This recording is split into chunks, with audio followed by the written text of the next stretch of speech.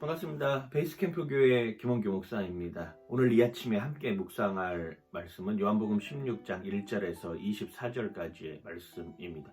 예수님은 계속해서 자신의 떠남, 자신이 십자가의 죽으심을 우리는 기억해야 된다라고 이야기를 합니다. 그때 세상은 점점 흉흉해지고 그리스도를 믿는 사람들은 오히려 박해를 받고 출교를 당할 위기에 처할 수도 있다라고 하는 것이죠. 그때 정신을 똑바로 차리고 있어야 된다라고 하는 것입니다. 정직하게 오히려 하나님 편에 설 수 있도록 우리의 몸과 마음과 영혼이 그리스도께로 계속 달려가야 한다라고 하는 것을 분명하게 우리에게 알려주고 있습니다.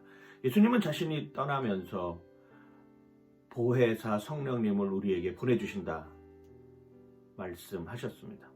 그 보혜사 성령이 하는 일은 특별히 죄에 대해서, 의에 대해서, 심판에 대해서 우리를 책망할 것이다 라고 이야기를 합니다. 죄에 대해서는 무엇이라고 이야기를 합니까? 의인은 없습니다. 우리는 모두 다 죄인이라고 하는 사실입니다. 드러난 죄인과 드러나지 않은 죄인만 있을 뿐입니다. 우리는 죄인이라고 할 때 실정법을 어긴 사람들을 죄인이라고 취급합니다. 그런데 실정법을 어겼더라도 그 죄가 드러나지 않으며 그 죄가 밝혀지지 않으면 죄인이라고 말하기 어렵다라고 하는 것이죠. 성경은 분명히 이야기를 합니다. 실정법을 어긴 사람이나 실정법을 어기지 않는 사람이나 모두 다가 죄인이라고 말입니다. 드러난 죄인과 드러나지 않은 죄인만 있을 뿐이죠. 의에 대해서 심판하신다라고 합니다. 죄의 본질을 깨닫지 못하면 우리는 의로운 삶으로 나아갈 수 없습니다. 인간이 아무리 선한 일을 하고 아무리 착한 동기를 가지고 일을 한다고 할지라도 예수님 없는 의인은 있을 수 없는 것이죠. 그 의에 대해서 심판한다라고 하는 것입니다. 세 번째, 심판에 관하여 책망할 것이다 라고 하는 것입니다. 세상의 수많은 것들로 인하여서 우리는 도전을 받습니다. 그때 우리의 기준이 어디에 서 있어야 하냐면 바로 하나님의 말씀에 서 있어야 되는 것이죠. 우리는 어쩌면 매일 하나님의 말씀의 심판을 가지고 살아가는 삶의 여정인 것이죠. 우리는 그걸 기억해야 됩니다. 죄에 대해서, 의에 대해서, 심판에 대해서. 그리고 그러한 일들이 계속 지나는 와중에 예수 그리스도는 십자가를 지고 죽으실 수밖에 없고 그리고 사흘 만에 부활하실 것이다 라고 하는 것을 우리에게 알려주시면서 그것이 여자가 해산하는 고통 가운데 아이를 낳고 그걸 최고의 기쁨으로 여기는 모습이라고 분명하게 이야기를 하고 있습니다.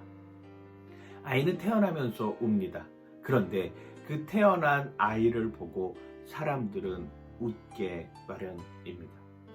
인생의 삶의 여정을 성실하게 살고 그리스도 안에서 자신의 삶을 드렸던 사람들이 마지막 죽음을 맞이할 때에는 이제 내가 영원한 천국으로 갈 수 있다라고 하는 안도의 모습으로 평안하게 죽습니다. 그러면 그 주위에 있던 사람들은 다 슬퍼하기 마련입니다. 그런데 자신이 죽는 순간에 조차도